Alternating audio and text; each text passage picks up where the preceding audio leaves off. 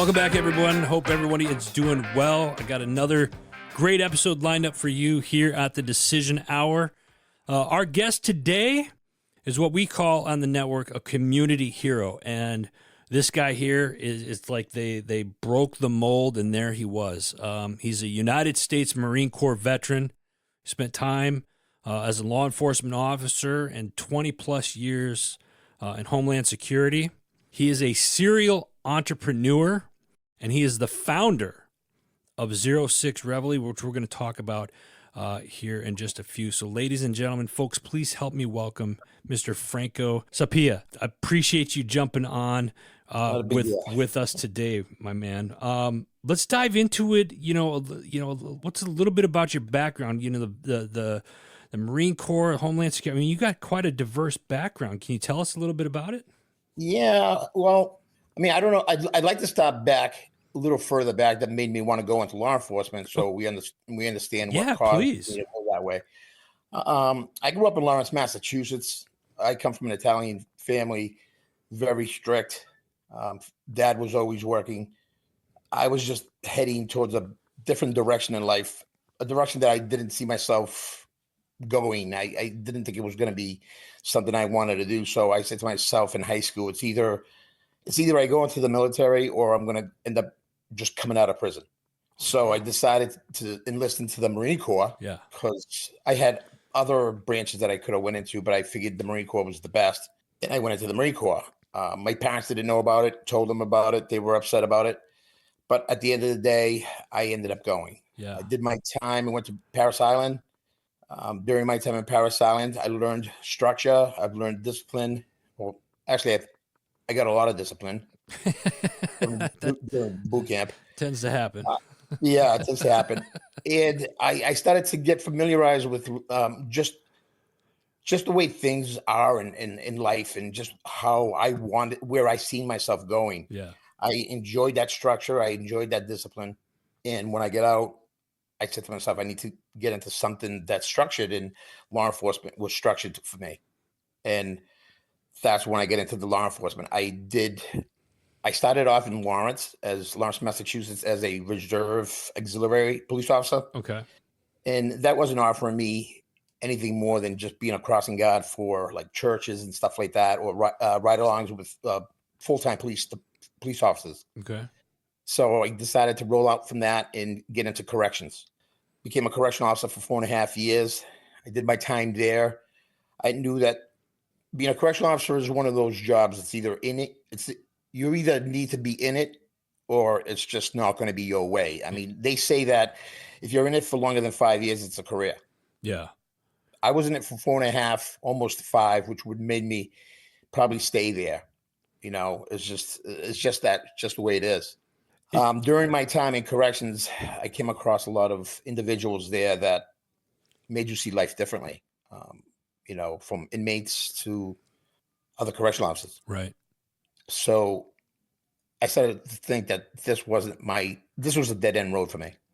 I still liked the structure of it. I just wasn't where I wanted to go. Right. Now, while my time in corrections, I made a lot of contacts with other agencies. Right. And that's when I came across the federal agency. At the time, it was the Department of Justice, which was INS, Legacy INS.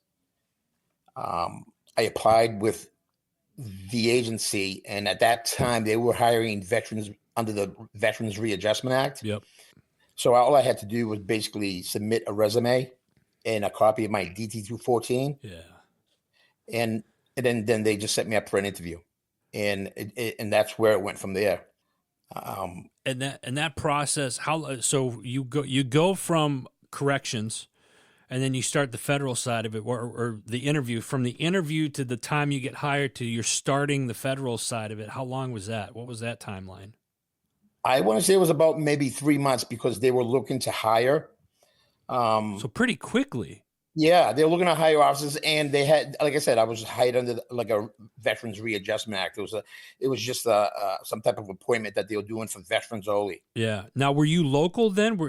From the federal side of it, did you stay local to your area up there working federal? I was lucky, but you did have to sign a waiver saying that at any time that if you get assigned at a different location, you'd have to go. Yeah. Okay. All right. So I got lucky. I ended up going to Georgia, a federal academy down in Georgia, Glencoe, Georgia. Did my time there, came back, and and then I get into my career. I did it for 24 years. Wow. Yeah, I was an ICE agent. Yeah, it's everything that's going on now with immigration and just the way they talk about it and stuff like that. There's a lot of things that they say on TV that is wrong. A lot of it is just fake news. It's a dog and pony show. Let's be honest. It really is. And again, I get it. My parents are from another country, and again, I don't want to get into the political end of it, but they target mostly TV, the news target mostly the people that are here illegally, but they're not targeting what we're doing for our job, and that's where I want to keep that. Because we can talk about that for days. Yeah, no. Listen, the listeners are very familiar with my take on mainstream media and the or what I like to call the propaganda machine. Yeah. So I totally get it. 24 years though. I've seen it all. So when did you retire from there? I retired October of 2021. Wow. I retired at 53 years old. So, Franco, let's talk about that transition then. You go from retirement and you're a serial entrepreneur. I've seen that you've had several companies, and the one that we really want to talk about today is 06 Reveille. But what got you once you retired? Were you an entrepreneur while you were working your federal job, or was this like something like, hey, this retirement thing? After a couple of months, this isn't I need to be doing something else. And then you started a business. Like, walk us through that process or that transition from retiring into what you're doing now. Okay. Well, I was always thinking up different things to do. Yeah. In high school, I was always designing. I'll fast forward in 2000, I patented a trigger lock. Back when the Columbine incident happened. Columbine, yeah. So I kind of started thinking what different ways that I can come up with a trigger lock that would cause a child or anyone not to get a hold of a weapon or use it. Okay. So I spent quite some time. I designed it, patented it, and it's one of those things. It's out there. It's not out there in the market, but it's still patented. Right. I've always been very. I have multiple patents. I reinvented the bathroom plunger. I know that's kind of sounds pretty silly, but that's so cool though.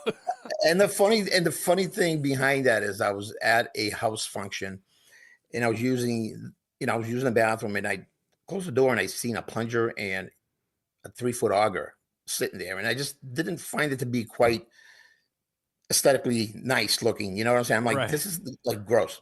So I said, how can I come up with something that's even easier than this? So I designed it and I had it patented, and it's out in California right now being marketed out in Pacific World Marketing, it's called, and they're out there marketing it for me. Right on. Yeah. So I'm always thinking something new. If there's a problem, let me find the solution to it. Yeah. But I've always been structured. I've always been structured. I've always been one of those guys that is always thinking. And, between my discipline that I've learned in the military and the structure that they've taught me, and everything that's going on today, between civilians and military and suicides and, just in general, things that are just making us think differently today. Whether you're having a bad day or whether or not you can't pay your bill or whether or not you're on drugs, it's just, there's other avenues out. There's another reach out there, just like foundations, Yeah. And I just want to try to get people to see something different other than audio. Because all we listen to is audio. Mm-hmm. Some people react a lot easy. No, let me rephrase that. Some people react differently towards audio, and there's some people that are visual. Yep. So I'm more of a visual person. Yep. Where if I have something that I see, like tattoos, people have tattoos for a reason. It means something to them. You know what I'm saying? Oh yeah. So when they see it, they know what it means to them. Yeah. And that's my apparel is something similar to that. It's like when they wear it, I want them to feel something. I want them to feel that 06 Reveille. 06 Reveille, when I first made that name up, it was something that I did in the military.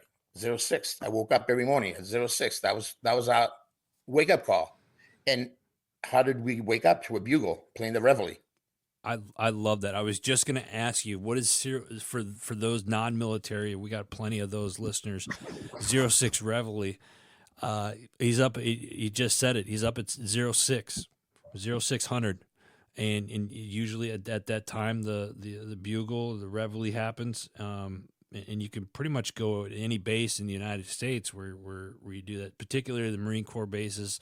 I know the last time I was out at Yuma Proving Grounds out there, the Marine what is it, Marine Corps Air Station Yuma or something like that, I think it's called. I was an Army guy.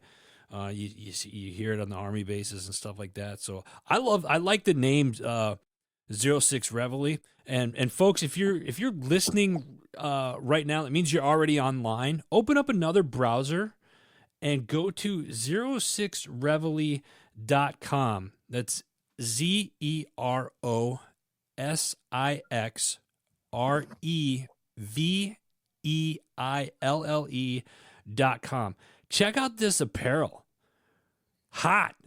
Like I'm digging this, man. I'm totally loving these designs and stuff like that. And I'm a big hoodie guy, although now that we're kind of, that season is drawing to a close. Love the hoodies and the shirts that he's got on here. Great colors. And I just love the design. And I'm a sucker for stars. Our parent company, Heroes Media Group, we have a big star with 5 stars in the middle of it. I love this design on this. Franco, how long did it take you to come up with this? Was this something that you've worked on for the last several years? Or was this something like you woke up one morning and say, hey, here's this, I want to start an apparel company and this is what I'm going to name it. How did walk us through how this came to fruition? Well, the star itself came from 50 states. I wanted to unify the 50 states and make it one in my own mind. Yeah. Because we should be one and not be divided with a Democrat or Republican. And 06 Reveille is something that I've always had in my mind. I'm up at 5 o'clock, but 06 is what time I usually start. Yeah.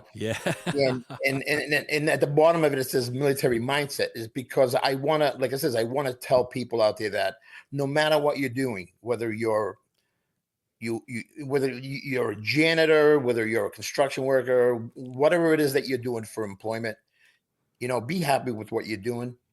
If you have goals and you want to set those goals, get up, spend an hour of your day, applying yourself to that goal, and then go to work. You don't have to do everything all at once. I started in 2018. It's 2025. The design that I have now is not the same design that I had when I first started. It's I revamped it. I redesigned it. Just because I just didn't think it was catchy the way I wanted it. Yeah. I think this design here kind of says it all. Yeah, I love it. And it's simple. I'm not looking to be, and again, I don't want to throw other names out there, other companies that do this type of stuff. I want it to mean something to people that purchase it. I don't want it to be just another hoodie in their drawer or hoodie that they just put in their closet. I want it to be something that they wear, and every time they look down or they look in the mirror or somebody says, hey, I like that hoodie, that it actually means something to them about who they are as a person. It's a lifestyle. Yeah. They're embodying, and correct me if I'm wrong, Franco, but what I'm hearing here, and when I look at this, and again, I love the 06 and the military mindset on that, is you're embodying a lifestyle, a mindset, and a lifestyle. Like like you said, it's a lot of us are up. I'm up at 4:30 every morning. I'm usually at the gym. I'm home, and I'm ready to go by 6. By 06. 06 is the official start of my day when it comes to like work stuff. I got my first cup of coffee in my hand, and I'm already working.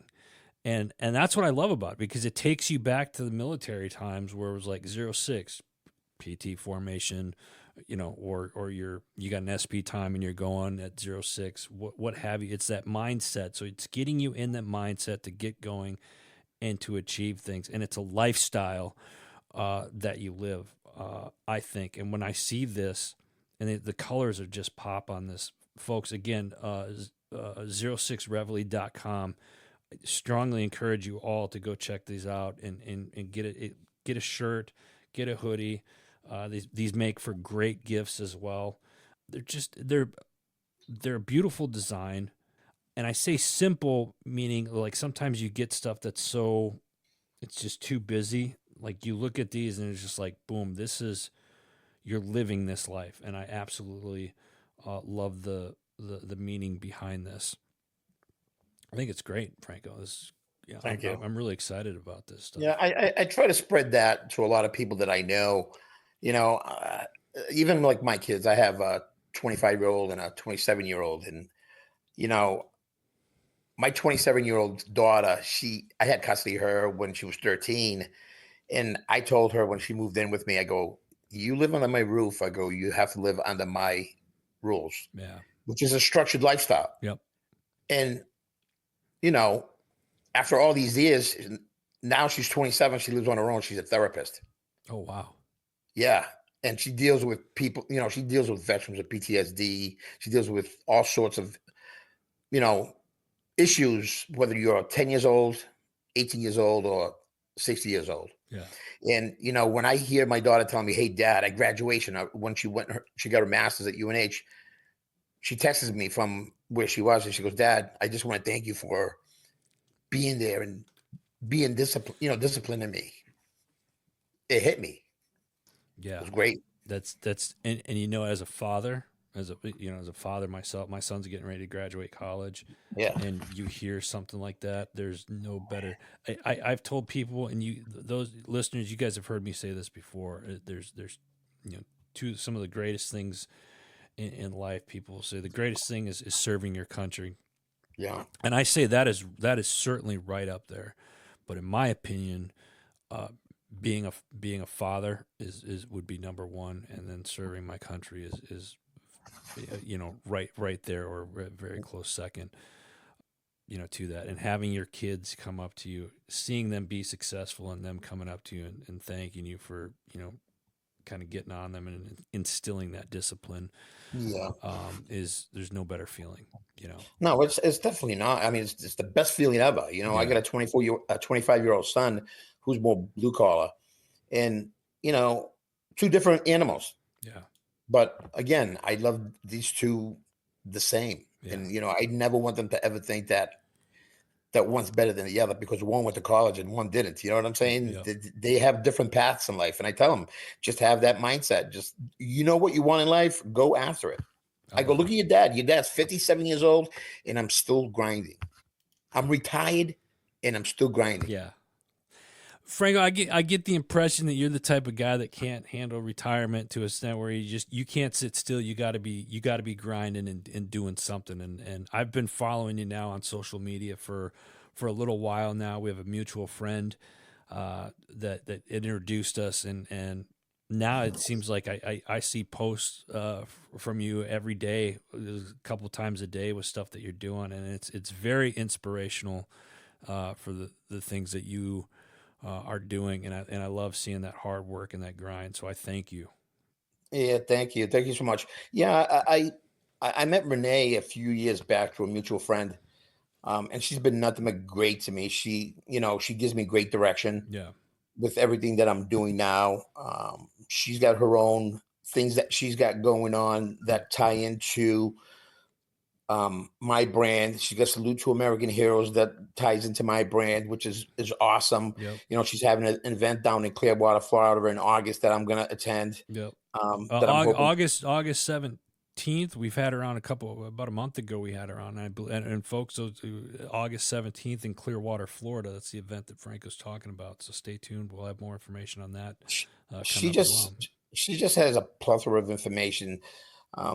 Overall, she's just a great person. She's humble. She loves everybody. Yeah. I mean, you know her.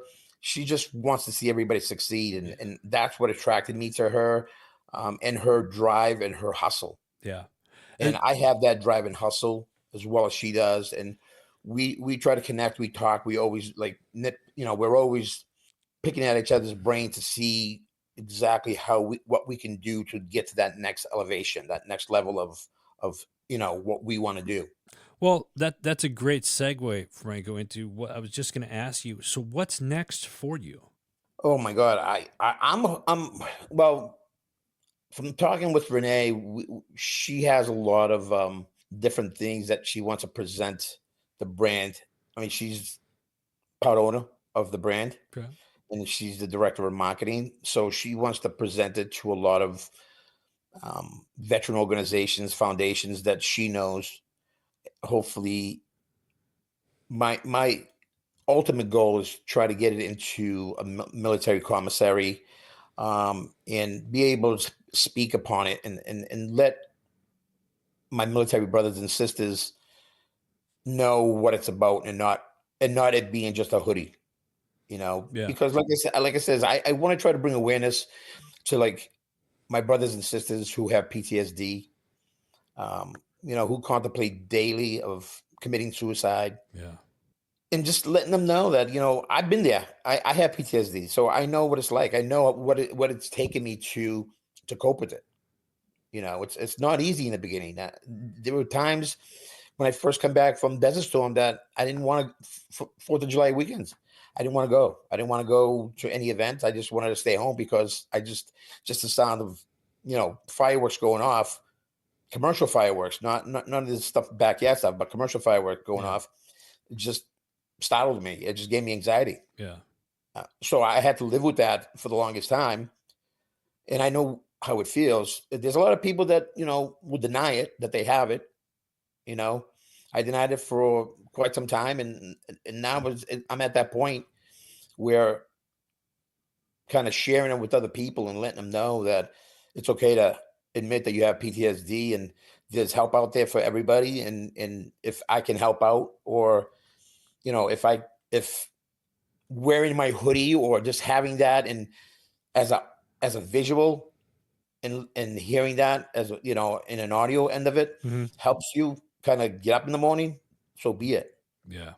There's other means of, how can I say it? There's other things that you can do besides doing what you're thinking of doing. Yeah. And here's the thing: we're at a point in our lives. I'm in my late 40s, and I think guys like us, Franco, really, we have hearts that we live servant lives, if you will, right? We want to help other people. Our purpose is to help other people, and I think now, at this stage in my life, on a personal level, that's what I've always wanted to do is just help other people get to where they want to go. But when it comes to our brothers and sisters, those that are in the military, getting ready to transition out, whether you're getting ready to retire or ETS out, you don't have to do it alone. And where guys like myself and Franco, we didn't have all of those people there, kind of. We didn't have the tools that the tools are available to today, and just know, those of you that are listening, you don't have to do it alone. And there's people out there that want to help, and there's two guys right here that are two of those people. So if you're struggling, reach out to us, let us know so we can help you out. Franco, I'm coming up on time, but I got a very important question I need to ask you. This is a question I ask all of my guests. The show is called The Decision Hour. We have to make decisions every single day. Name a time in your life where your feet are on the line and you have to make that decision. What is it, and what's the atmosphere like? It's tough because there's so many. Yeah. But it would have to